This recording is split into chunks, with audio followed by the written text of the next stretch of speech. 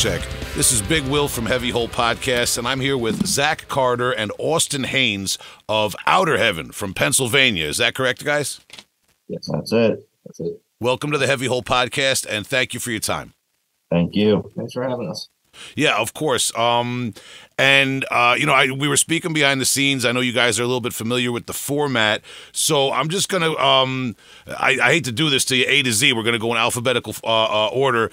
But Zach, if all kidding aside, if you could just be patient a minute, I'm going to ask each of you guys a little bit about your background leading up to being in the band, and then we'll kind of get into the more conversational part. So, Austin, I have to credit quickly Heavy New York YouTube channel and Necrosexual YouTube channel as my research.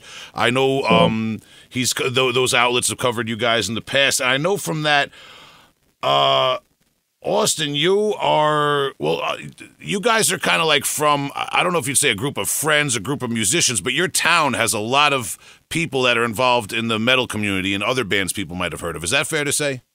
Definitely. There's a few bigger bands from this immediate town or the town next to ours. That's how I actually kind of got my start in all of this. There's a band called Rivers of Nile, basically from the same town as where we are. And I toured with those guys. I went to high school with some of those guys, and I started off doing weekend tours and stuff with them, years. This is probably 2008, 2009. And I just kind of found myself deciding as I got out of high school whether or not I wanted to tour. And that was a good opportunity because they were getting signed to Metal Blade around the time that I was getting out of high school. And I was just kind of riding that wave with them, driving and doing sound and doing merch and doing whatever, just because we were friends. And that's kind of how I got into touring in general. And I ended up doing tours with some other bands and stuff like that. I did some Summer Slaughter tours and stuff. This was kind of in the early 2000s where, a band like Rivers of Nile was touring in the realm of the metal scene with bands like Oceano and stuff like that. But we were also touring with, bigger death metal like Dying Fetus, Devourment, things of that nature. And so that was cool. I kind of did a couple of tours with some bands like that. I'm looking over my shoulder at some of the flyers so I don't forget anything. But yeah, basically that was how I got into touring. But even earlier than that, when I was younger, my dad was very into bands like Slayer and Venom and Merciful Fate and stuff like that. And that stuff I remember from early on. Anthrax, he was a fan of. And my dad and my uncle, which is my mom's brother, were really good buddies. And my uncle was very into music and very into the industry. And he still works in the industry today. And so I kind of was around that a lot when I was younger. And my dad liked other kind of stuff. I'll credit him for that too. Outlaw country stuff, Waylon Jennings, Hank Williams, stuff like that. And that I still listen to this day. But my dad and my uncle were kind of the ones that gave me that influence. Like I said, my uncle worked and still continues to work in the music industry. My uncle moved to DC maybe in the early 90s. And he was a promoter in DC, and he was booking like 930 Club and stuff like that. Really popular DC places. And, he was really ingrained in kind of the hardcore and metal scene in DC area in the early 90s, which was big, at the time. And then he kind of got into being a man in management and stuff like that. So basically through my whole life, he's been around kind of kicking stuff at me of all genres. He's really into stuff like Quicksand and stuff like that too. But that's how I kind of was influenced always to be into this kind of music, hardcore and metal and punk and all that stuff. And then I kind of I started going to shows when, maybe like 2002, 2003. And it's basically just been that ever since. Okay, yeah, I neglected to take it back as far as are you from a musical family? Mm. The typical heavy hole question, but you brought it there. I was going to try to bring you there because all right, so Dad is a metalhead right off the bat, and I guess that we're coming off the '80s if we're talking about King Diamond and that sort of thing. Sure, yeah. Your uncle is involved in the industry, so are there I mean, like, it's pretty easy to see then how you would be in, like, kind of influenced then, I guess, especially to be like, in a touring band, a band that aspires to kind of be part of the bigger part of the scene and part of the music industry, so to speak. Like, going back to being a kid, before you ever thought you were going to be in a band or anything, like, what was the first, did you ever think that you would be in a band, or did that come later in high school? Like, how did all this heavy metal and people in the music industry in your family affect you as a kid? Like, do you think it gave you a different insight into heavy metal that other kids didn't have until later in life?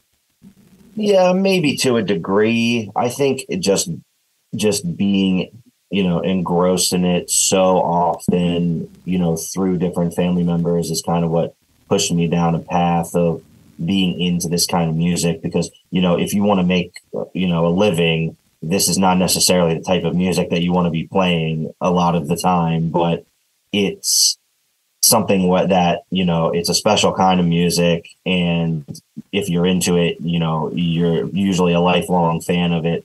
And that's kind of what the influence did to me was just, I remember, going back and sitting out in the front yard with my dad and a neighbor, and they had, Metallica Black Album in the stereo, and I'm looking at it, and it's the black CD with the glossy snake on the top. It's just a memory I have from way back, stuff like that as far back as I can remember when it comes to being kind of exposed to that stuff.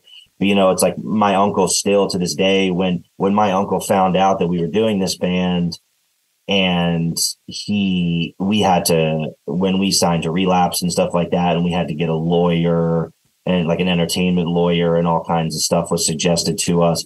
I called my uncle because I needed to know what to do, what were some things to look out for and be careful of and make sure that, we were taken care of on our end. And still to this day, when I see him or when I talk to him on the phone, it's he can pull a story out of his ass about literally anything and about any band you can imagine. He's seen them, in the most random things. He told me a story last time I just talked to him on the phone about how he was scouting a band somewhere in Texas or something, and he saw the band he wanted to see, and then there was another show happening in the same club after the show he wanted to see, so he hung around, and it was Blink-182 playing like one of their earliest shows with their first drummer, and all that kind of shit. And he said that they were horrible at the time and that nobody liked them at all. And then like 2 years later, they were the biggest thing in the world. That he's got stories about anything, everyone, even people I talk to and I meet in the industry. I tell my uncle, I met this guy and this guy, I talked to this guy, and he goes, I know that guy. I worked with him on this year and this time and this day, and he remembers everything about everyone. He's a people person like that, because that's kind of a quality of somebody in the industry that does well. Now he does more, and he's more on the merchandising side of things. But even my aunt, who he's been married to for a very long time, also works in the industry, and she's more in the management side. She's a co-owner in a management company that manages like Bob Weir and Dead and Co. and stuff like that. So even that's outside of the metal realm, but you hear them talk about how all of it works, and it's interesting. She was just here over the holidays at Christmas, sitting in my parents' kitchen, booking hotels for Dead and Co. For their Cancun 5 days of shows in a row, whatever the fuck thing they were doing that at that time. But it's interesting. There's definitely the influence does do something to you when it comes to how you approach certain things with your own band.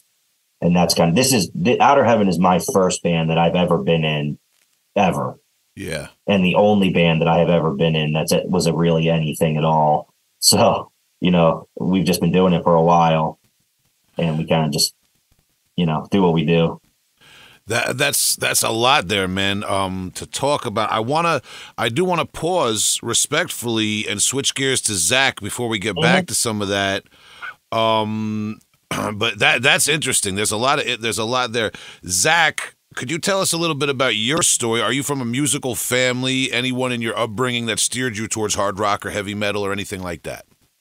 So my dad was in multiple bands in the 80s and early 90s, a band called Untamed, a band called Prussian Daisies. He was a singer. He used to hang out at the Cell Block in G. Willikers in South Jersey all the time. At one point, he had hitchhiked his way to LA where he was homeless for about a year in like the late 80s, early 90s. And he loved to tell me the story of he auditioned to be the vocalist of Metal Church, and he got 2 callbacks, but he didn't get the job because he was like 2 hours late both times. And so it, sometimes I think like that would have been sick if my dad was in Metal Church, but that never happened. But he definitely was like the one that got me into heavy metal. I remember like he got me Peace of Mind by Iron Maiden at the Tower Records in South Jersey, in Terry Hill, New Jersey, when I was in 4th grade, and that was just like absolutely life changing. I remember I used to see him on the weekends. He was driving me home on 476 in Delaware County, Pennsylvania, to my mom's house, and I remember listening to Peace of Mind on repeat and reading all the lyrics and like looking at the CD booklet, and I would be like, put it on again. And you put it on again. We listen to the whole thing. That's like one of my fondest memories. That was like the day I got into heavy metal. Wow. Okay, so both you guys are second generation metalheads. Yeah. That's interesting to me. All right, because that's a totally different family tree for me in terms of heavy metal.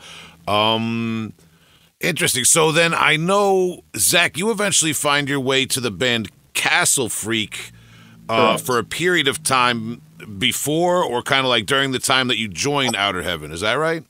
So my first show with Castle Freak was March 28th, 2014. I only remember that because it was my 21st birthday. And we did that from like March of 2015 until the end of 2015, and then kind of picked it back up later that summer in 2016. And at that point, John had reached out to me to ask if I wanted to play second guitar in Outer Heaven. And I was like, we're getting back together, like Castle Freak with, we got Sebastian and Ben from Noisem doing it, and like I think it's going to be like a more serious thing now. So like I don't really have the time.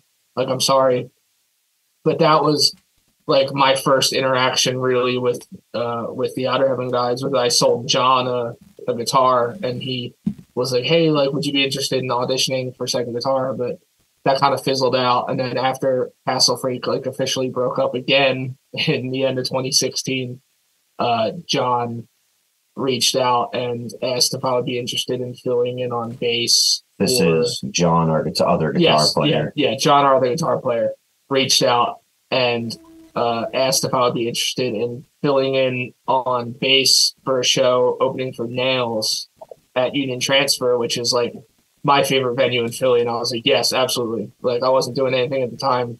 Castle Freak had broken up, and I was like, absolutely. And then it just kind of became more and more serious very quickly. And I was like, my first rehearsal with them, like I brought in a song and we practiced it, and that was What Lies Beneath. And we've played it at every show since then, since before I was even like an official member of the band. But that was just like that first practice with me playing bass was just where we all kind of felt like, okay, this is like a perfect fit. Okay, and here's a question, just a rewind question, real quick. Between those two eras, you getting into listening to Peace of Mind with Dad in the truck, and joining Outer between there. Tell me about your first guitar. Tell me like how old, first guitar, lessons or not, that sort of thing?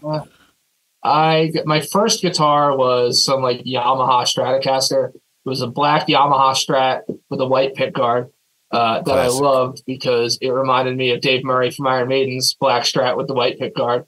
But I didn't really I fiddled around with that a bit, but then my dad got me the Kerry King BC Rich Metal Master pack with the amp and stuff like that with the tribal graphic. And I was like, this is the sickest thing I've ever seen.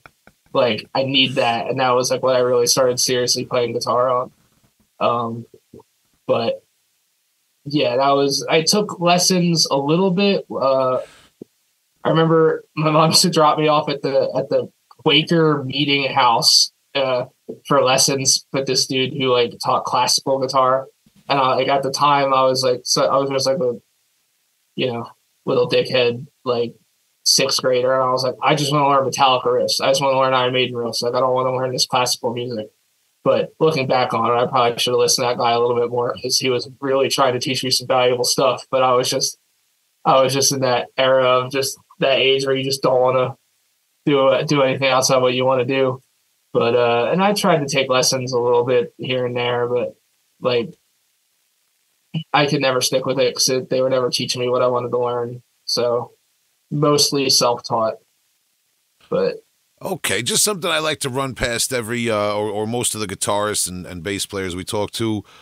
And here's something that kind of comes to mind because you said the Quaker Meeting House. Austin, before you said something about Dad liking the outlaw country. Would I be wrong to assume that you guys are from an area that's maybe a little bit more rural? Yeah, pretty much. It's very kind of woodsy where we live. If you get on the outskirts of the woodsy area, there's a little bit of a towny type of thing, but it's like our guitar player, John, for example, his house is like in the woods. Mm-hmm. There's the creek flowing behind the house on the edge of the property. It's like that. When I was younger, my dad lived in a place called Honeybrook, which was even more, country than even where we live. And, that was in a trailer park. So it's, it was down home, but it was cool. There's something about living in an area like this that I feel like has an effect on our overall vibe. I always kind of called us a backwoods death metal band because it's just, I feel like there's something about it that kind of gives you a certain edge. That's my opinion, but I've always felt like there was some like an earthiness like to our sound that kind of came from that living in places like that. Our guitar player, John, is very into being in the woods and being, out in nature and stuff like that. And I definitely feel like that plays into what we do. Okay, man, that's interesting. Yeah, because that's kind of what I was getting at, like how the setting where you're from and environment kind of affects the band. You explained that very well. Do you think, like, expanding on that, would that maybe affect or be some sort of explanation as to, like, before you were talking about, there's a bit of a music scene right based out of your area. You mentioned Rivers of Nile. There's other bands like there definitely seems to be a strong, when I see social media, when I see flyers for the type of events you guys have there, it seems like there's a strong local music community of hardcore and death metal and other genres coming together. I mean, do you think that has to do with people that are from a more rural area where it's not as easy to see a show every night, like in Brooklyn, so to speak, or to say? Sure. It definitely does. And that's kind of a classic setup for this band in general, because when we started the band, our guitar player, John, was still playing guitar in Rivers of Nile. And we did Outer Heaven basically with just on the side of touring with Rivers. So in the first couple of years, we didn't really do much. And when we did play shows with Outer Heaven, it was only just in between tours. And if you wanted to play in places, but this is back in the early 2010s, you would need to, if you wanted to play like in Philly and places like that, we're about like 45 minutes to an hour outside of Philly. So if you wanted to play in Philly, which is like the dream of everyone who wants to play in this area, when you're first starting a band, your options at that time were to play with hardcore bands. There was an overabundance of hardcore bands, not quite as many metal bands as there are now, but we ended up playing a lot of mixed bills with a lot of hardcore bands in our early years because that was what there was. And because we played heavy music, hardcore kids kind of latched on to that. And that's why we got invited a lot of times to play on hardcore shows or mixed bills. And that eventually it basically got to the point where with old members, we were kind of figuring out our sound and stuff. When we started out, we were kind of doing like a doomy thing because at the time, our bass player, our very first original bass player, was really into that. And we were all into it. And we just decided we were just writing stuff like that. And then after our original bass player left and Zach came in, we were basically deciding okay, we need to figure out what we want to do here with our sound.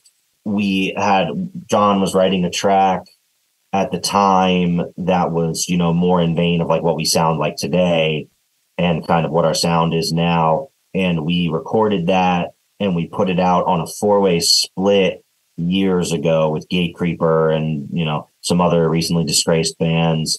And that was when that came out, I think we kind of started to pick up a little more buzz when it came to metal shows and stuff like that. And then after, that kind of led to the album.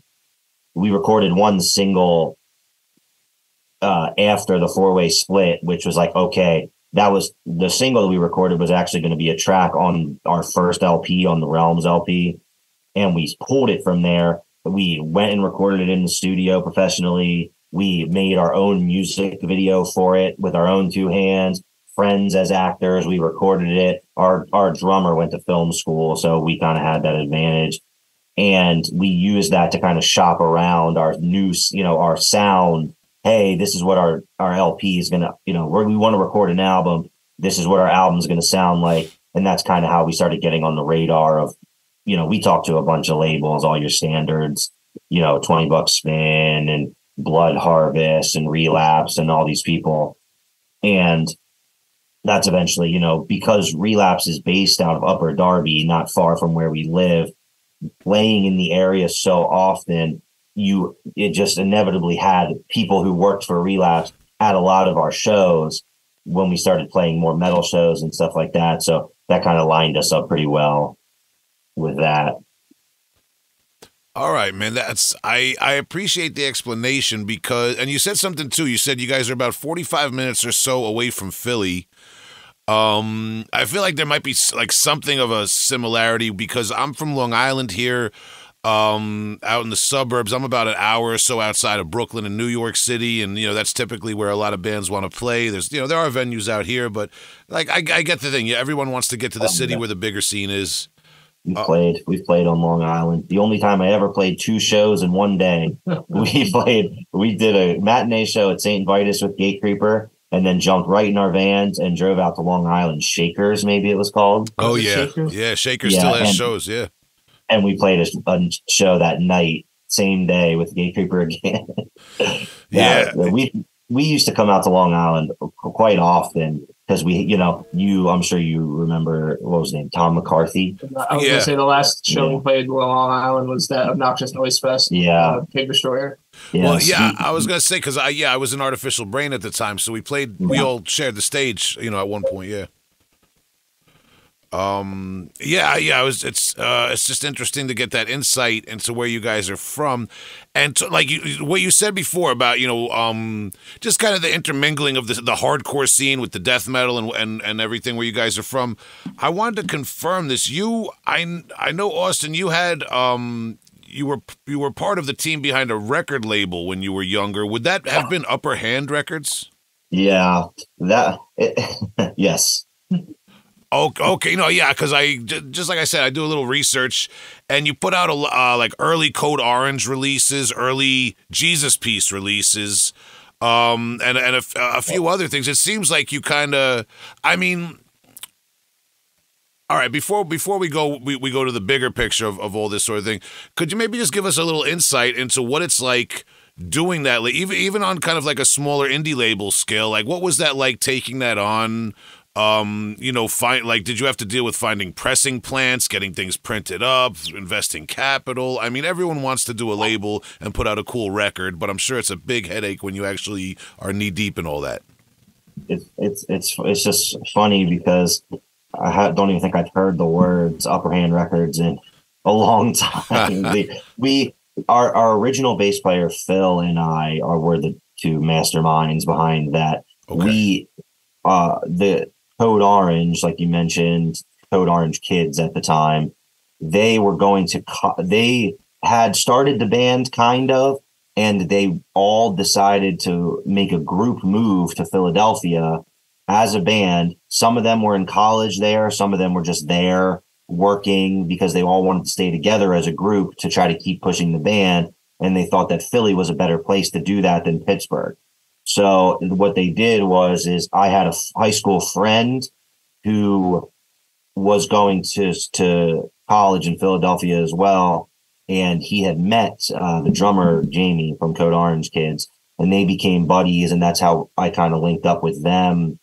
And I would end up touring with them for a bit, years down the line and stuff. But when they were first starting out and they were really even picking up buzz, like from being on Death Wish and stuff like that, we saw some good opportunities to do some releases for them, special one-off releases for festivals. This is Hardcore Fest and stuff like that. And everything that we ever made, tapes and stuff like that, were made by hand in real time in the basement of my parents' house. So if anyone out there has any of those cassettes, especially like the This Is Hardcore, like limited edition covers and stuff, I see those go for quite a bit of money. I don't even have a copy of any of those. We gave them every single last copy we had because we were sitting in my parents' basement for a week on end every time we needed to do something, cutting covers, stuffing cassette cases.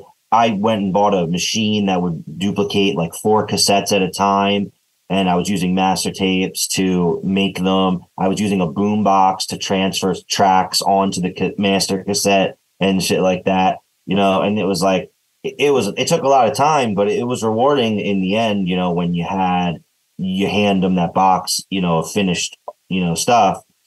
And you go to the show or go to the fest and people eat that stuff up. And now I see these tapes sell for like $150, $200 because they're like the biggest hardcore band in the world. And same thing with Jesus Piece, that the bass player of Jesus Piece was just a friend of ours. And we used to go to game night at his house on Wednesday nights to play video games. And he was like, yeah, I'm in this new band. And when they started getting a little buzz, they had some promo songs and stuff. And they said, yeah, well, let us take it and do that. Same thing. Everything was always by hand. It was painstaking work, but it was a cool time. We weren't, I'm married now with a daughter and shit, and I have my own house and all these things. I rarely would have the time for something like that now. But back then, we were single and just doing whatever with our time. And that seemed like something cool to do. So it kind of fizzled out when, our Phil, our old bass player, and the guy that I was doing it with, he had a kid and stuff. And then so we just kind of let it fall to the wayside. But it was fun while we did it. And it was a lot of work. Yeah, sounds like it, man. I mean, I've done little tape label style things myself in the past. It sounds like you guys were really grinding, though. It's tedious work after a while. You know what I mean? There's times where you kind of just got to like throw your hands up and walk away for a little bit because, like, say you I'm working, like I happen to be working on a little cassette compilation for a little tour one of my bands is doing this summer, and it's like if you time things wrong and there isn't enough time at the end of the side A of the tape, and you don't have enough time for the last 10 seconds of the song, you got to go back to it's fucking annoying. Wow. So you talked about Code Orange, formerly Code Orange Kids, and Jesus Piece. Those were bands that have kind of like risen to become really popular bands. I think Jesus Piece more very like symbolic of the way hardcore and death metal are interplaying. especially with the younger generation nowadays. There's a lot of that, and it's kind of coming from different angles and different ways. You talked before about, if I got it right, your first demo actually turns 10 years old this year. No? 2013 demo, is that what it was? Yeah. Yeah. I think so. I think it already did. January, I think would have been it. Just to make the point, you guys were kind of forerunners of, like, nowadays it's a big thing. Hardcore death metal, bands tour together. There's complete combinations of all types in the audience, watching bands and supporting bands, and and my own bands and my podcast benefit from that. Man, I'm not going to be an elitist about anything, nor do I have a right to. But what I'm getting at is, like, you guys were a little bit like maybe forerunners and saw this from the start, like because I feel like. Maybe you'll agree with this, maybe not. When you were in high school, Austin, and maybe you, Zach, too, I don't know if you're around the same age, like, it was probably a little bit more towards that scenester metalcore, like Haircut. I remember it. Grindy metalcore stuff. And, like, nowadays it's kind of shifted into this, whether it's hardcore or death metal, it's just got to be raw and brutal kind of thing. Yeah. Like, so I mean, tell us about being, like, on the hill watching that happen and then, like, walking down and seeing it all. I don't think it was necessarily even a conscious thing. I think we just had a guitar player who was really into death metal, a bass player who was really into hardcore and not so much death metal. And that kind of just became a melting pot for what our demo would become in the long run. Because if you really listen to our demo, which makes me cringe, every track sounds like something completely different from the last one. And it's because we were really trying to decide on a sound, and somebody would bring a riff. And there's one track on there that I do like, or I guess that wouldn't be on the demo. That would be on the Diabolus album, the Pissgrave sounding riff on Diabolus, which is our bass player wrote that riff, and it was his greatest contribution to this band of all time. So it was he really got into Pissgrave for a minute. And then he was like, "Oh, I wrote this Pissgrave riff," and I was like, he played it, and I was like, "Oh, sick, okay." And then it ended up being, we haven't played tracks off the Diabolus like EP thing in fucking 7 years. So, but I remember it happening at the time and just being like, "Damn, okay, that's the sound that I like here. That I think we should try to strive for." That kind of more brutal sound, that death metal sound. Because we always wanted to be death metal, but we were just trying to figure out like where we fit in all of the death metal stuff. Because like our guitar player, John, he's into a lot of stuff. John and I go way, way back to before the band even started, when we were in high school, and he was into a lot of stuff back then, like Animosity and bands like that, if you remember. And that was a huge time. Black Dahlia, early Black Dahlia Murder, Animosity, things like that. And like, if you remember, like Ion Dissonance and all that kind of shit, that was like what everybody wanted to be back then. And then he got really into super technical stuff and like Gorgut style stuff. And he's a great player because of it, but that's why we had such a weird amalgamation of influences and things that we liked, that's why our demo kind of turned into this metal hardcore, melting pot type situation. And then as we kind of moved on from that, every release just got more and more focused until the Realms of Eternal Decay LP. And then, that it was just a jumping off point for our new album, which is coming.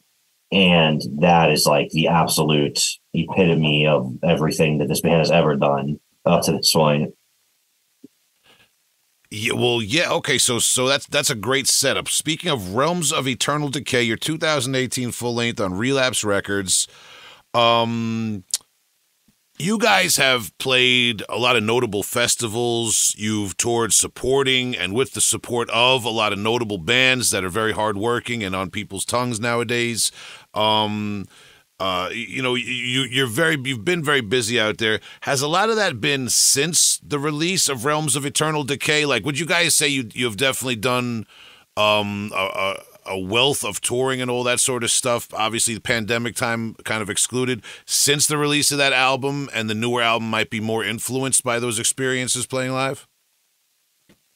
I'd say we've done the most touring that we've done as a band since that album. It gave us the opportunities to do that kind of stuff because I think the album hit a little harder than I think any of us were expecting at the time. John and I did a lot of touring and kind of got that out of our system, before this band. And we kind of got burned out a little bit, which is why we don't really tour like a lot with Outer Heaven. But when we get a good opportunity, we try to take it. Or, in the last couple of years with the pandemic and stuff, it didn't seem right to go out on the road without a new album and stuff like that. So we kind of were just holding back because we get opportunities, constantly. Emails all day long from our agent about this. These people want you on this and want you on that. Misery Index wants you in Europe, and Ringworm, and all these millions of things that everybody wants to put you on. And it's just we don't tour like that.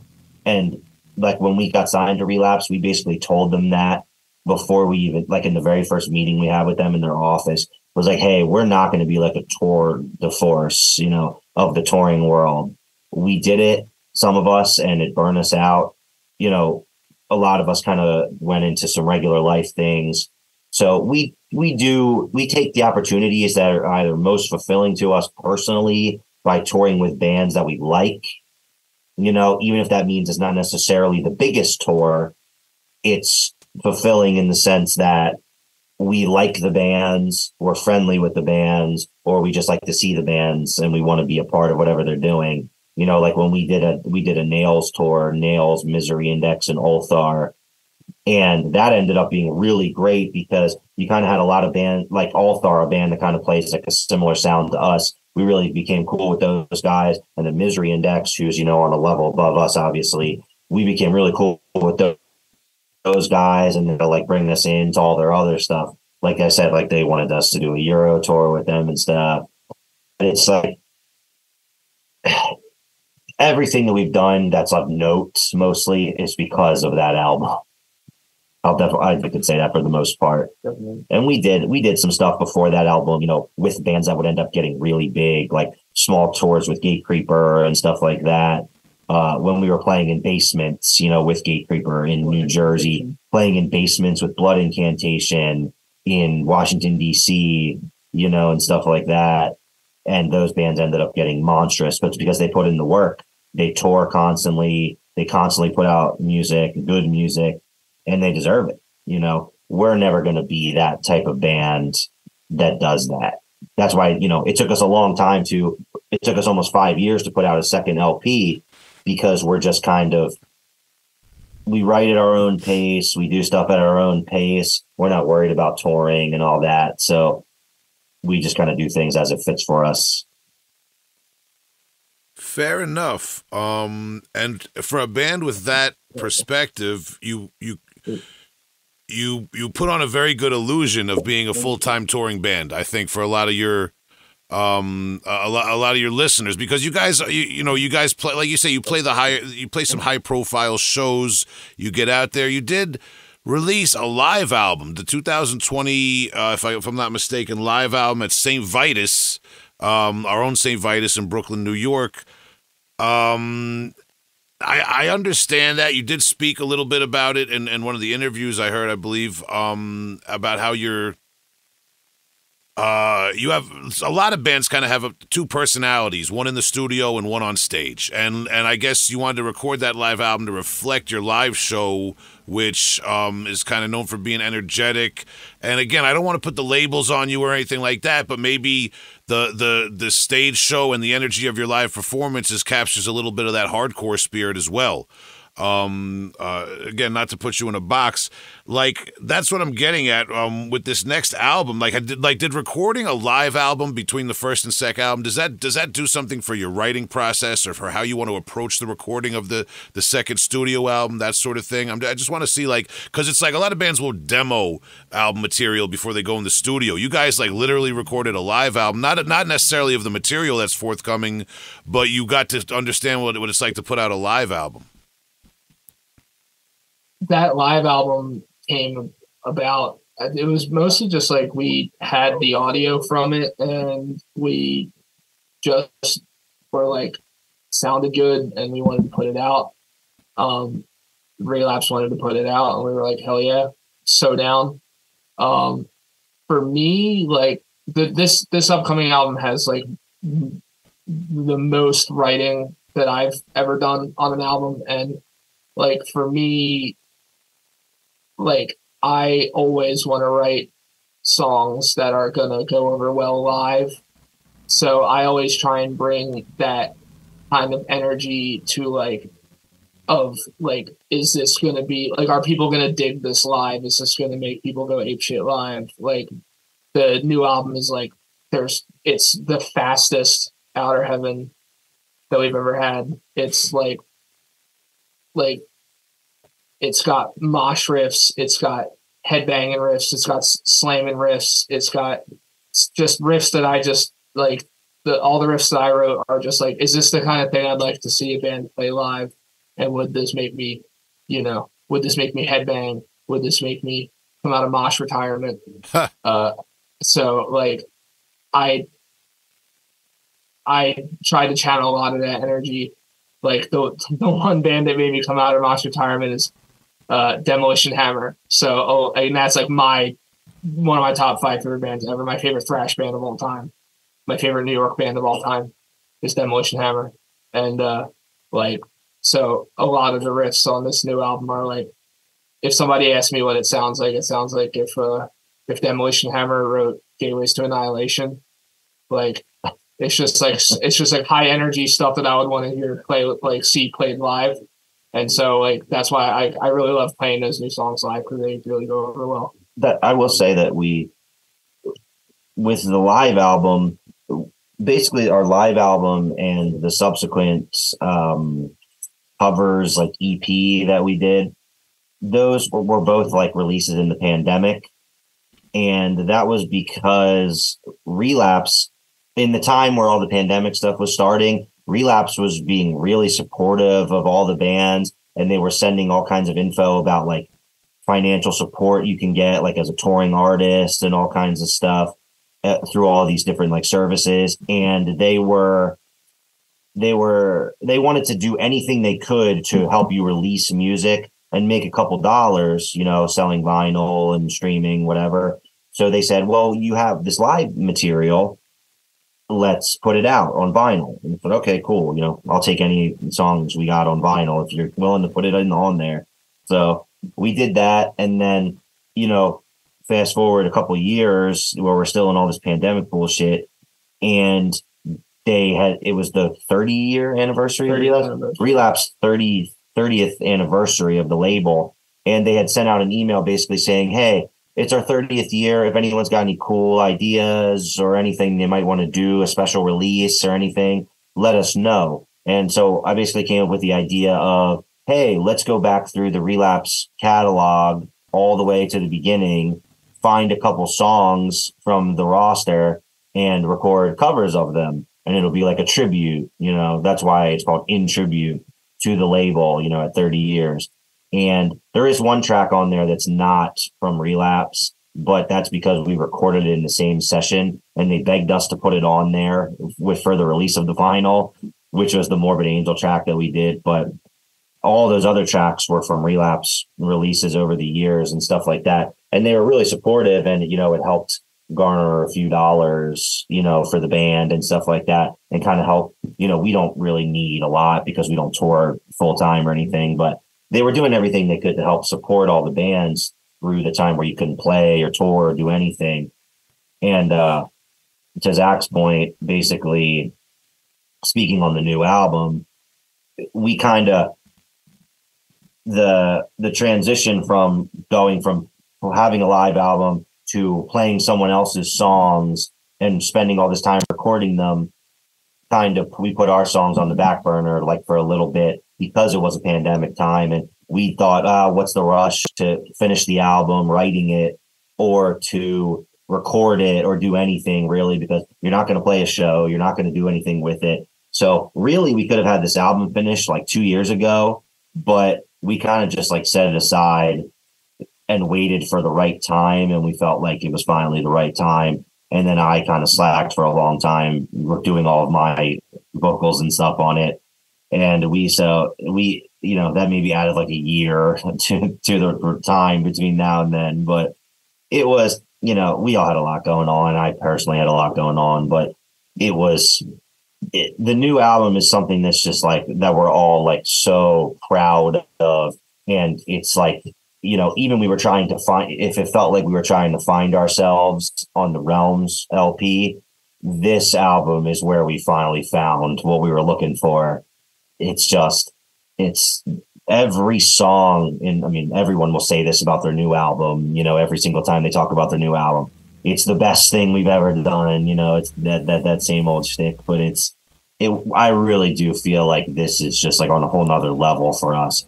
And we brought in a lot of people to work on the album, to do vocals on the album and play on the album and have contributions to the album that I think people are really going to enjoy, which is nice as well.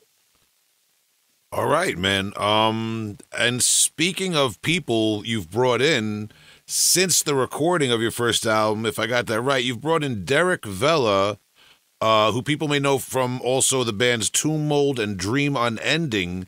He plays bass now in Outer Heaven.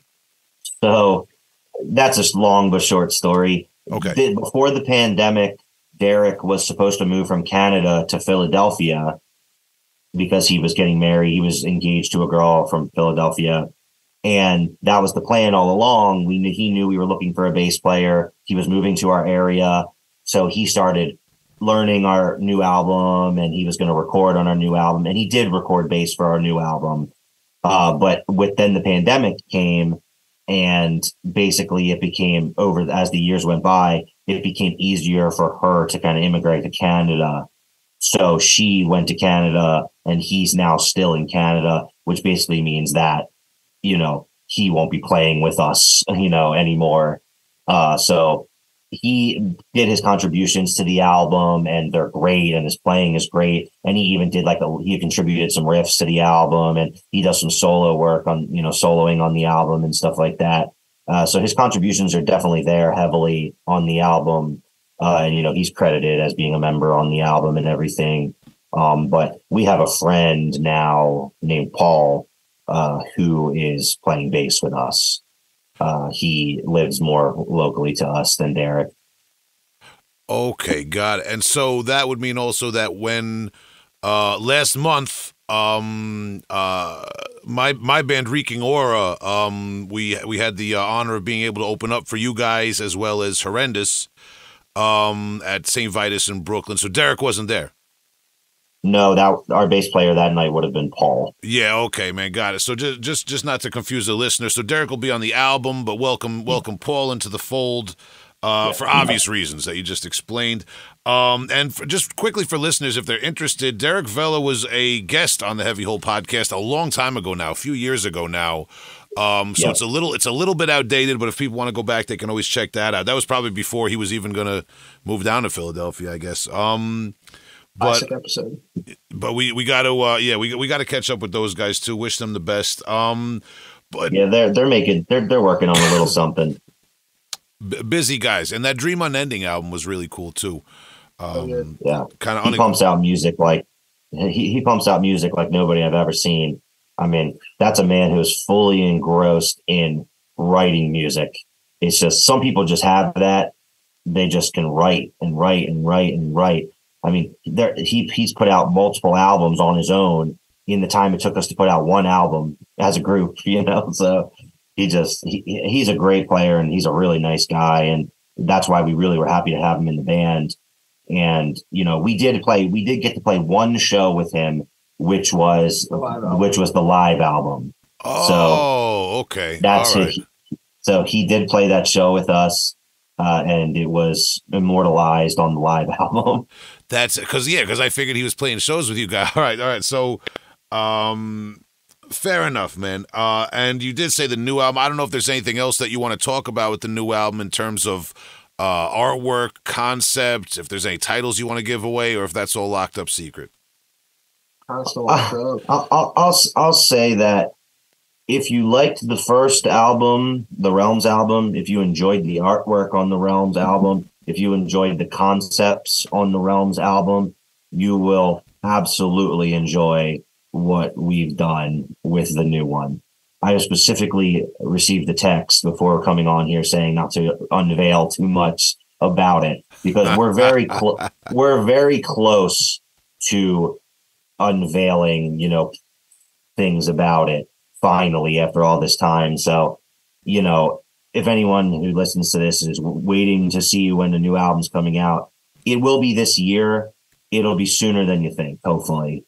And it's like I said, if you enjoyed the last album, this album is a total continuation of the first album in every aspect, from the art to everything. So I think that people who like the Realms album will really, it adds a lot of this album adds a lot of value. It has a lot of value in itself, but it adds a lot of value to the Realms album as well, in ways that I can't yet explain to you. Okay, all right. I'm not going to press you for that, man.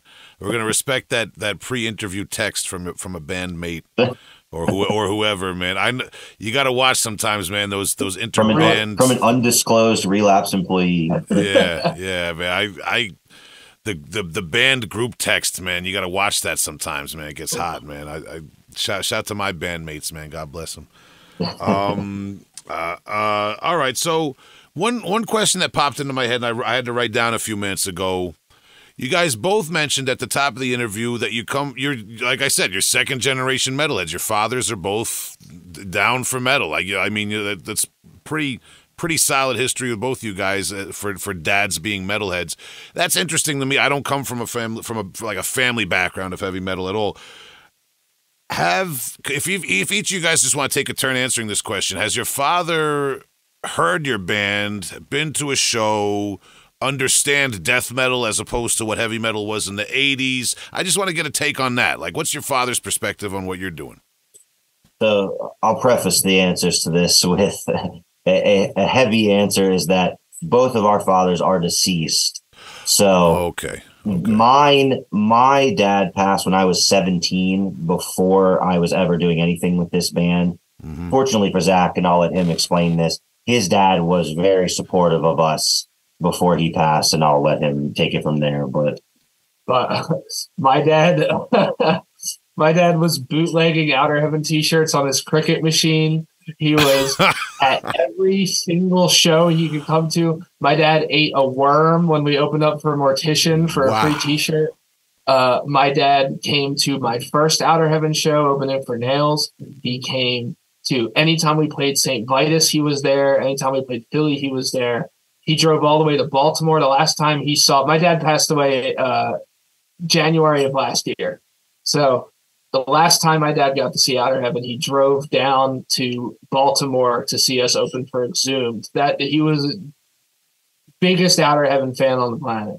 He was straight up like, if there's a video from a show my dad was at, you're gonna hear him yelling something. He was a serious fan. Oh, there's no doubt about it. His house had framed pictures of Zach playing live, of us playing live, of our album. He had the album. He had like 2 copies of Realms that he opened up the gatefolds, and he had like the outside of the gatefold and the inside of the gatefold, and it was like a 24x36 frame, and he had the one on top and the one on bottom, and he had the record in the middle. It was a clear record, and in the middle he painted like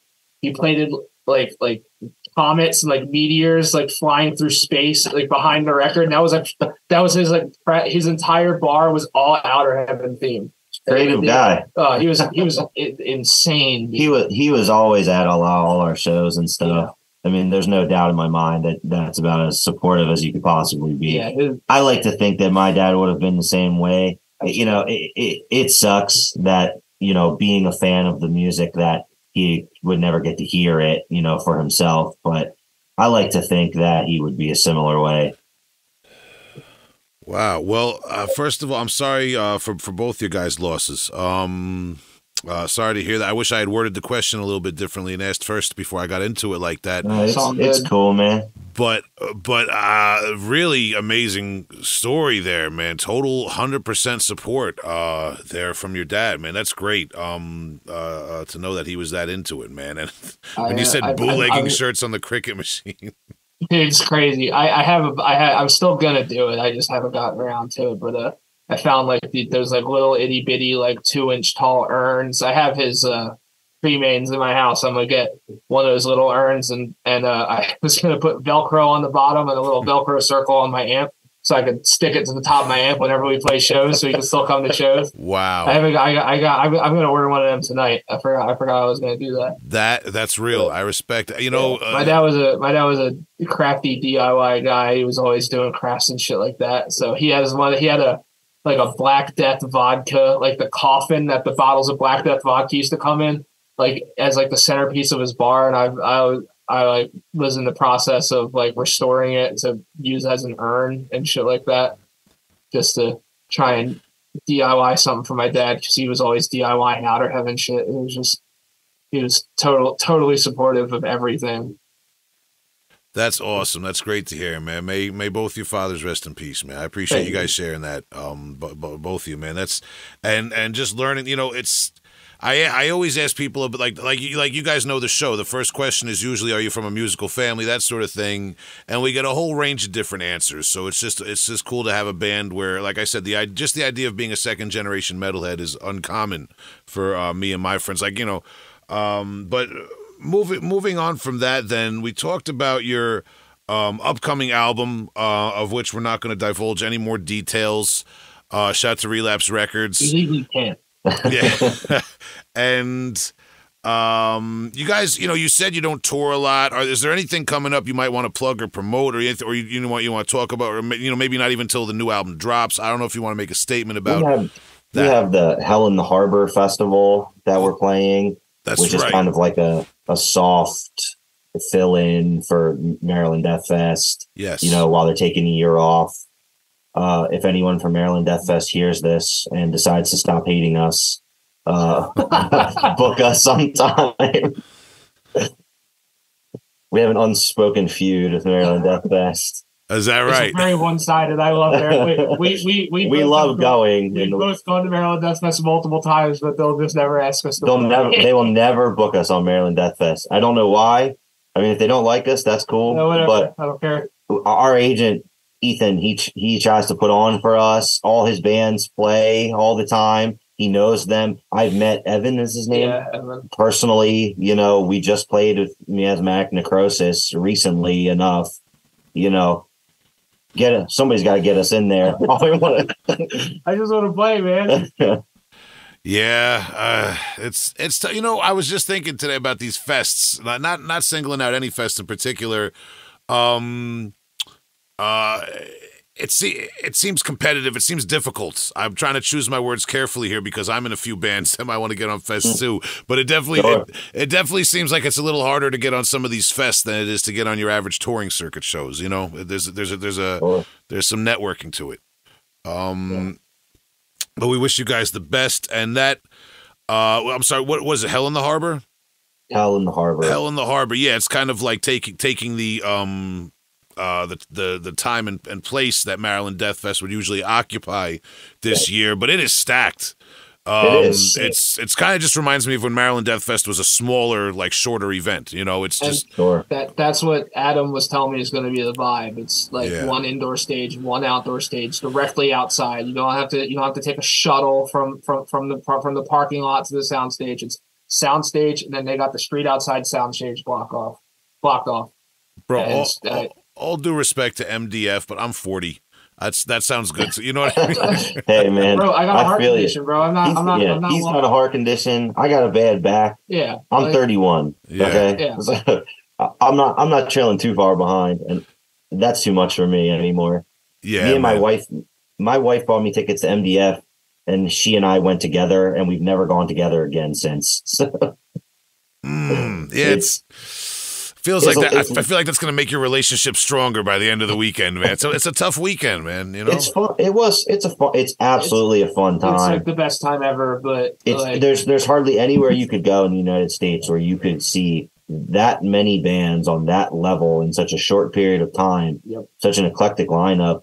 You know, it's great, and and I don't mean any. I'm not like a hater. I'm not being a hater. No, but it's just we joke a lot that we will never ever get to play because we've never been asked, and we've just been asked to play like almost everything at this point except for that. So we're waiting for the day, hopefully. Well, with the new album, hopefully you guys will have that opportunity. And yeah, all I'm getting at, you know what it is? I think it speaks to preparation. It's like you see all these bands, you're gonna have a good time and get drunk with your boys for 4 days. No, wear good shoes.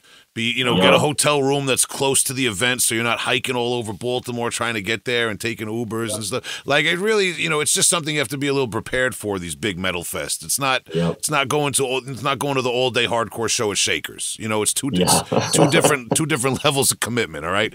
Sure. But listen, that being said, you guys have been very generous with your time, and I appreciate you taking the time this evening. I'm going to give you the opportunity to plug and promote anything else you got going on or anything else we failed to bring up, but I'm going to bring it back to the typical heavy hole conclusion question, which is, can you guys each take a turn recommending one older and one newer release of music? It could be demo, album, metal or otherwise, anything you want. Just something from back in the day and something a little bit more recent in your personal opinion. Well, what have I been listening to this week? I've been listening to a lot of Heaven and Hell, Black Sabbath, Heaven and Hell this week. I've been spinning that thing like crazy for the last week straight. That'll be my oldie. And I started listening in the last couple of days to the new Sulfuric Cautery album. Yes, yeah. Which is fairly new, I believe. I've been spinning that a few times. I'm really into that. And also another one, Eurosepsis. They're from Texas, I believe. That's a newer album that came out really recently that I've been listening to quite a bit. Okay, awesome, man. For my oldie pick, I'm gonna say Grateful Dead live at Cornell University, 1977.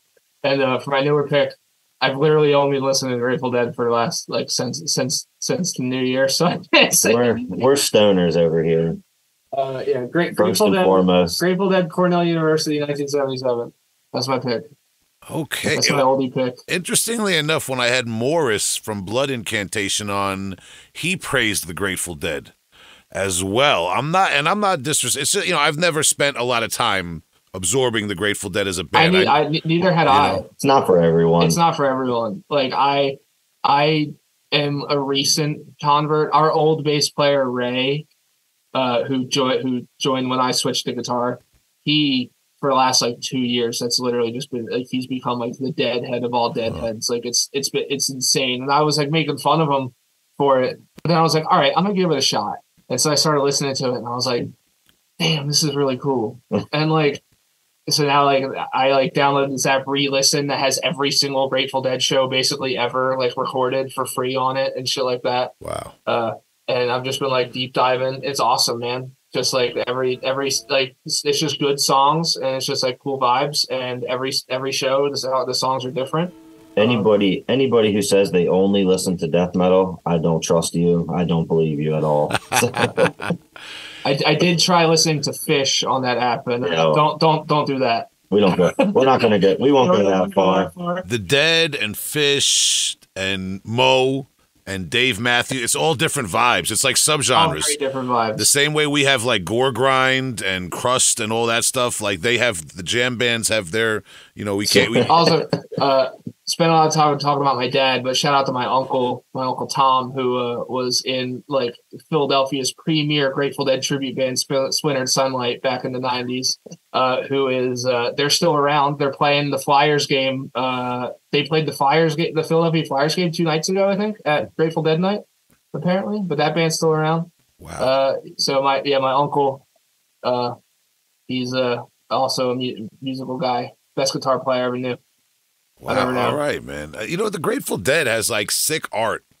You know, all the skeletons and the roses and all that stuff. Yeah. Like as a kid, I always thought it was cool, but I gravitated more towards, like, I always expected it to be kind of like heavy metal because of the art, you know, when I was a kid and I didn't know anything, man. But I mean, I only know that like their hit, like Truckin' and like, you know, whatever some of their hit records are and stuff, man. And it's not a bad music, man. I might be like on the edge of being into the Grateful Dead and just not know it. Like that's exactly how I was, because I was just like, I started listening and I was like, oh, this is okay. It'll click. I was like, okay, now it clicked. I might be an eighth of shrooms away from being a Deadhead. You never know, man. Hey, there's right there with you. I traded some original. I'm not going to get into what, but I traded some original sick death metal CDs in the '90s to a friend of mine when we were like 14 or 15, not knowing the value or that Discogs would be a thing. And you know, I was an idiot. And it's stuff that's probably worth a couple of bucks nowadays. I hadn't seen the kid in probably like 20 years now, but I know the kid last time I saw him was following the Grateful Dead and had like, you know, like white boy dreadlocks and the tie-dye shirt and the whole nine and everything. So there is a trajectory from death to dead. But yeah, okay, man.